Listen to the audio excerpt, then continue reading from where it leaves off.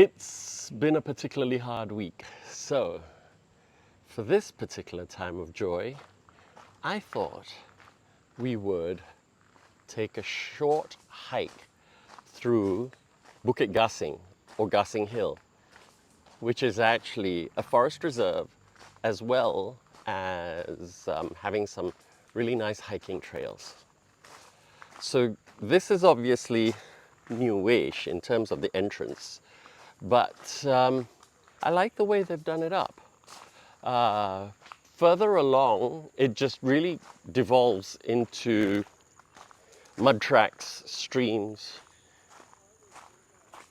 and with the exception of a few people during the busy periods, there's really no one. And here we are in semi-wilderness. I wouldn't call this actual wilderness. I mean, I don't have to carry a big machete or anything, or what we call parangs over here, to cut my path through. But I can feel the peace already. And can you hear all those sounds? It's been a wet night. It was a wet night last night, so a lot of the frogs are croaking.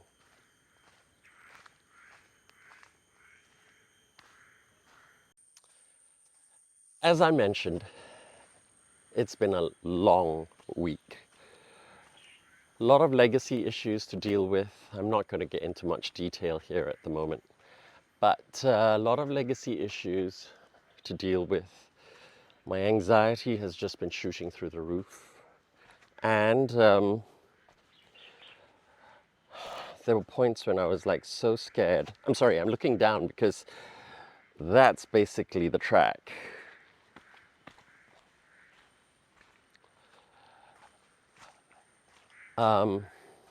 Yeah, my fears reared its head again, my anxiety. Sometimes I get short of breath. I don't know what to do. And so I thought, for this particular time of joy, I'd do something the Japanese call shinrin-yoku, which is basically forest bathing. For one thing, research has actually shown that going into even semi-wilderness, even a park where there's loads of trees, actually slows your heart rate down and reduces your anxiety. And actually that's what I do. Besides the little walks I have around my neighborhood, besides the exercise, I come in here to forest bathe. It smells very green here. It smells of damp. It's, as I said, last night was actually quite a rainy night, this morning too, until about 6:30, 7 o'clock in the morning. And yeah, I don't want to share too much, otherwise I might start blubbering. But suffice to say, I'm going through a really challenging bit at the moment. And this time for joy is for anyone who's going through those challenging bits. I've come to realize, and when you're going through challenging bits, most of the time you feel very, very much alone. But you're not. You're actually surrounded by people who love you. And they will do anything they can to help you. But first and foremost, you need to take the step. I need to take that step to walk out and really do what I need to do to pick myself up, pull myself up by the bootstraps. And this isn't toxic positivity. It's just, it makes me feel better. You can't get rid of fear by thinking it away, but you can take action. And the action eventually lifts that fear. And definitely walking through here has been medicine, food for my soul. So, to sum up, this time for joy is about taking a moment, connecting with the wilderness, not just because we want to remember those wild spaces that we have and to cherish them, but they are basically food for the soul.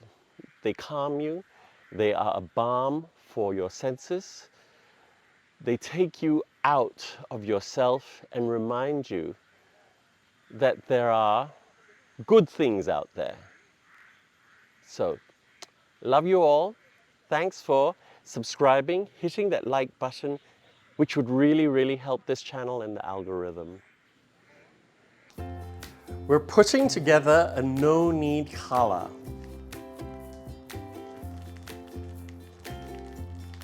And it really couldn't be simpler.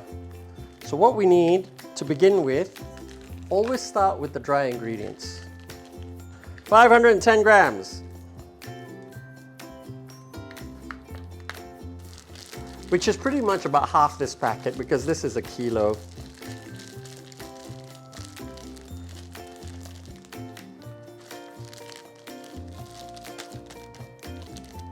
Oh, yeah, okay. 510 grams of flour,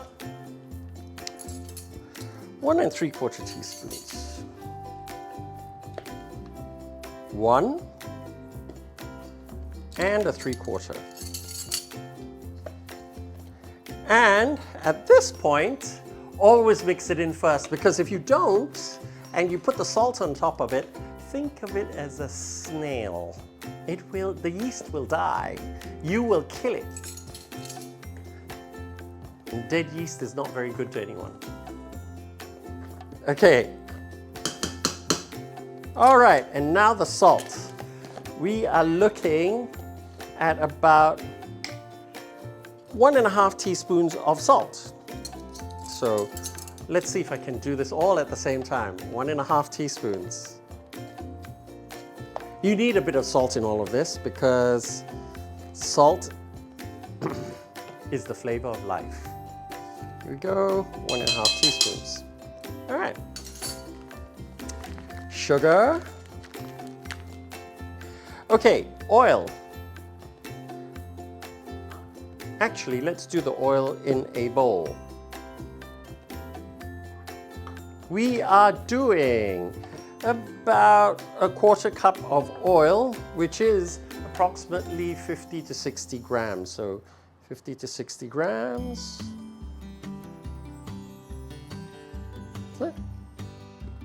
Okay. Actually, that's a bit much. I'm going to pour out a little bit because that was 65. That should be good. Perfect. The sugar will go in there. But I am going to pour it here first. Good question though, because I want to put the eggs in so I can use this for eggs. Let's see. So we need 150 grams of eggs. And these are all 55 grams, so, and 58. What's that? 55, 56, 58. So 6 plus 5 plus 8 is 19, right? 19 plus 150 makes it 169. So I've got 169 grams of eggs, which means I need 215 grams of water. So, yep, there we go. Water.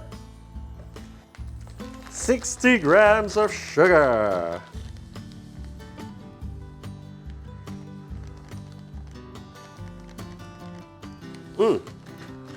Done! We are now just going to put it all together. You can, if you'd like, use a fork and, like pasta making, just give this all a whisk first. Break the yolks, give it all a whisk so you get more even of a mix. And then bring in the flour. And that's it. Just bring it together until you get a shaggy dough.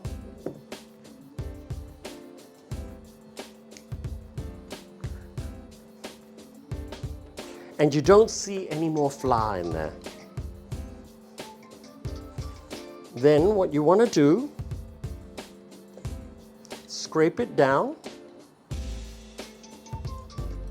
and leave it for 2 days. Yeah, 2 days to make sure that the gluten develops nicely. Cling film and straight in the fridge.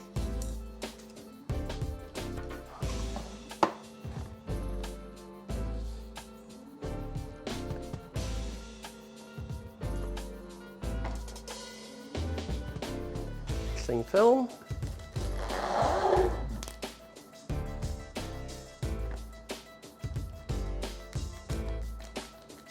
Leave a beard on the cling film so it clips to the side of the container so it's easier to get it through later. And that's it. And into the fridge it goes.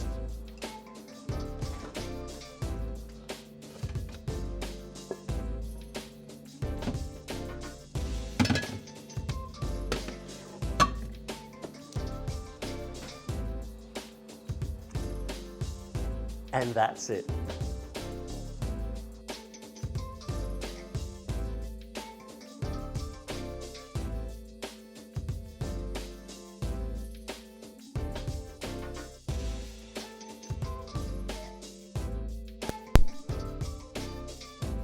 Is it on?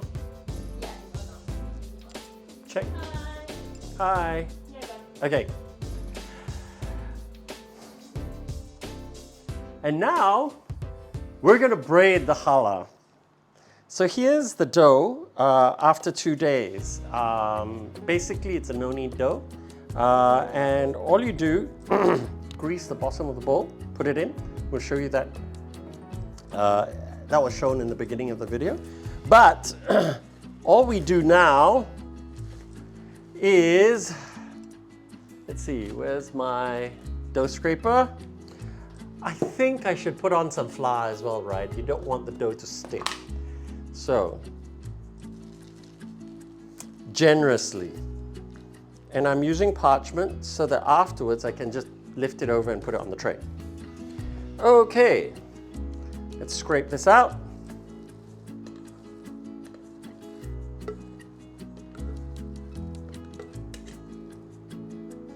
And that's your challah, and it's feeling really good. To be honest, I've never done this before.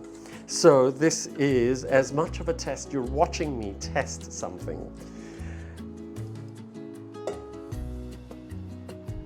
A bit of a binging with Babish moment. All right, hopefully it works. Okay, I'm gonna flip this over, get it floured a bit. Pick up the flour. Okay. Now before we braid this, I'm going to give it a bit of a stretch, like my no-knead bread, which you can find in the link somewhere here. Just look up. Okay, so pull, as in my no-knead bread, pull, and pull. Okay, with my no-knead bread, I do this twice, okay? Once on one side and once on another. With this one, I'm only going to do it once because we still have to cut it into 4. And yes, I'm going to attempt a 4 braid challah. Okay, 1, 2, 3. That's kind of there. And when you cut and you work it some more, that should stretch it and work out the, what do you call that? Sort of order out the gluten a bit. It feels really good actually. I'm pleasantly surprised because this will make making a challah much easier for everyone. And who doesn't like a little bit of bread? Okay, this bit is a bit small, so I'm gonna take a little bit from here and chuck it on here. Who doesn't like a bit of bread that you can actually make a good French toast on? French toast. Oh God, you can eat it. It's bread. You can eat it with anything. All right, let's give this a go because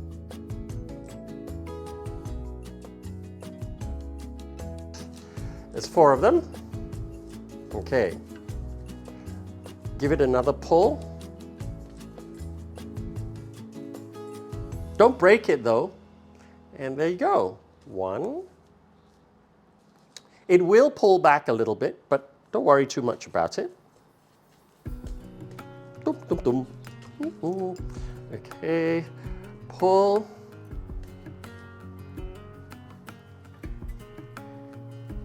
And don't forget to pull out from the center because otherwise you're going to have a very thick center.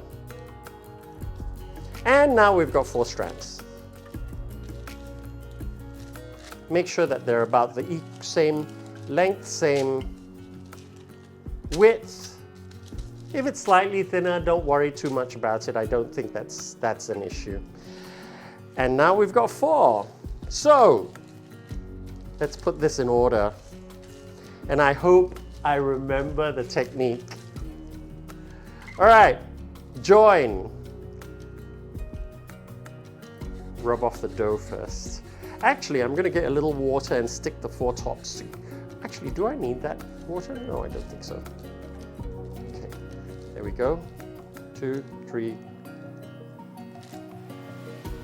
4. Let's get a little bit more flour, so it doesn't stick to my fingers. 4. All right, there we go. Press it so it like sticks. Okay, let me see if I remember this. 2 to the top, and with every one, because now the braids are actually quite flat. I'm going to actually turn them around because I think that sort of gave me some good results. So here we go. This is 1 and this is 2. So 2 goes to the top and 1 goes to the middle. This now becomes 1 and this is number 2. So 2 goes to the top and 1 comes to the middle. And 1, it's going all over the place. And 1 goes to the middle somewhere here. So 1 and 2. So 2 goes over to the top again. Yeah, this is going to be interesting. And 1 comes to the middle. Yeah, it's kind of coming together. So this is 1 and 2 again.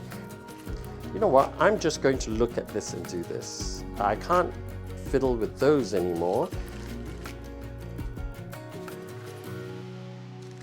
Let's have a look. We're going to see if this comes out right.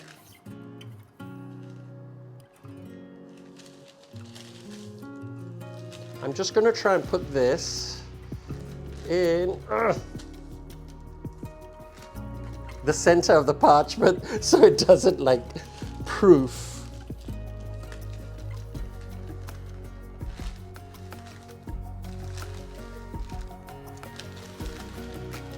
Don't worry about the shape too much.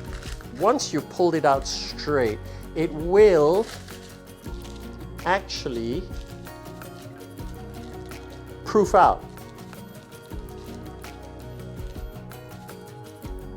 And it will sort of like expand, so it will look actually quite good. And ta-da! What I'm going to do now is actually brush this with an egg wash. And before you put it into the oven, do another layer of egg wash and it comes out really shiny. So let's try that. And this prevent dust. We are done. We're going to leave this. Okay, so I'm just doing a second coat of egg wash. And that should make it kind of shiny, I hope. And then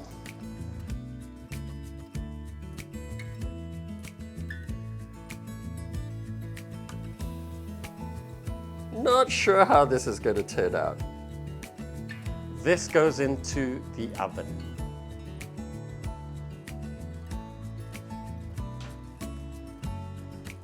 And there we go, at 175 degrees Celsius. Perfect. Now we wait for about half an hour. So let's put a timer for half an hour. And look at that. What a difference the gluten cloak actually makes. Woohoo! And a little bit of kneading.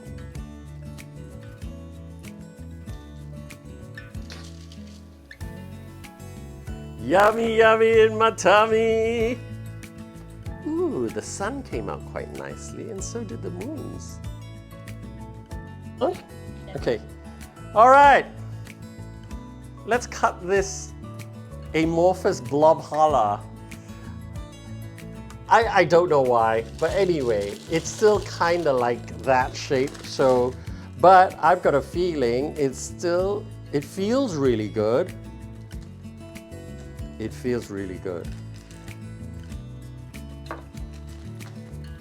Oh my God. And that's a no knead. Okay. Here you go. Cheers. Cheers!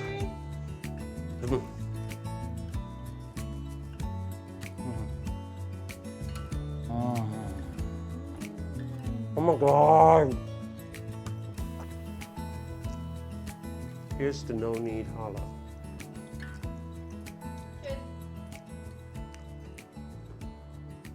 Cheers.